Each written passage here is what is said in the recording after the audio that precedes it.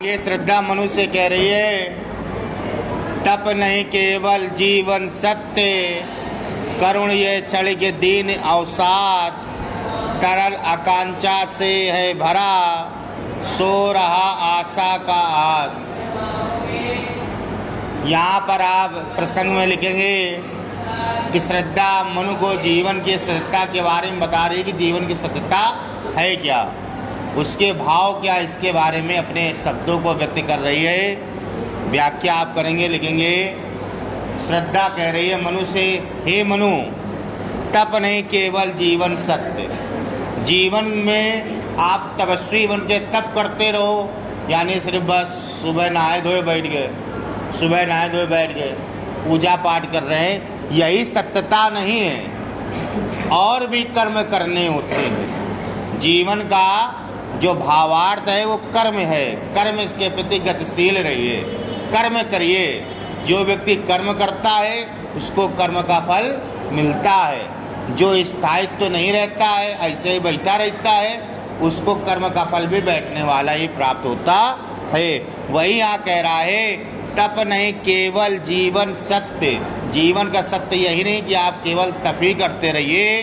करुण यह क्षण के दीन अवसाद, ये जो क्षण होता है करुण से भरा होता है, और दीन अवसाद, जो दीन होते हैं, दीनहीन व्यक्ति, उन्हीं के ये शब्द होते हैं। जो कर्म करना नहीं जानते हैं, जो मेहनत करना नहीं जानते हैं, उन्हीं के ये शब्द होते हैं। चलो तपस्वी बन जाते हैं, कहीं मंदिर में बैठेंगे चल के, वहीं पूजा पाठ करेंगे, मेहनत पड़ेगी नहीं, दो रोटी मिले। ये शब्द किसके होते हैं? दीन लोगों के। वही तो कह दीन अवसाद। यहाँ कह रहा है, तप नहीं केवल जीवन सत्य, करुण यह क्षण के दीन अवसाद।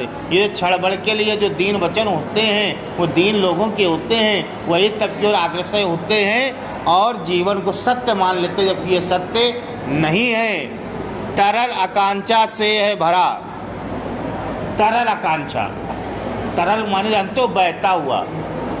बहने का मतलब हो गया क्या? बहने का मतलब क्या हो गया? जो गतिशील रहे। जल बहता है ना, जल तरल होता है ना, गतिशील रहता है।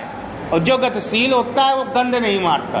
देखना, जो जल गतिशील नहीं होगा वो स्मेल मारेगा, उसमें कीड़े हो जाएंगे। और जो गतिशील रहता है वो शुद्ध रहता है, पवित्र रहता है और गंध भी नहीं मारता है। ऐसा देखियो, नदियों का जल देखो, कभी गंध नहीं मारेगा। और घर में किसी पात्र में जल भर के रख दो तो गंध मारने लगे कुछ दिनों में। तो गतिशील, वही यहाँ कह रहा है, तरल आकांक्षा से भरा। ऐसी आकांक्षाएं जो तरल हों, ऐसी आकांक्षाएं जो तरल हों। सो रहा आशा का आद, और जिसके अंदर एक आशा रूपी किरण, भले ही वो सो रही हो, किरण होनी चाहिए। आशा, कार्य करने की इच्छा होनी चाहिए। आशा का मतलब इच्छा। तो मनुष्य के अंदर कार्य करने की अगर इच्छा होती है, वह मनुष्य एक तरल आकांक्षाओं से भरा होता है, वही व्यक्ति गतिशील होते हैं। ऐसा इसमें कहा जा रहा है। आगे बता रहा है, प्रकृति के यौवन का श्रृंगार, करेंगे कभी ना बासी फूल, मिलेंगे वे जाकर अतिशीघ्र, आ उत्सुक है उनकी धूल। कह रहे हैं प्रकृति के यौवन का श्रृंगार, जो ये प्रकृति है, पृथ्वी है। यौवन का मतलब होता है युवावस्था।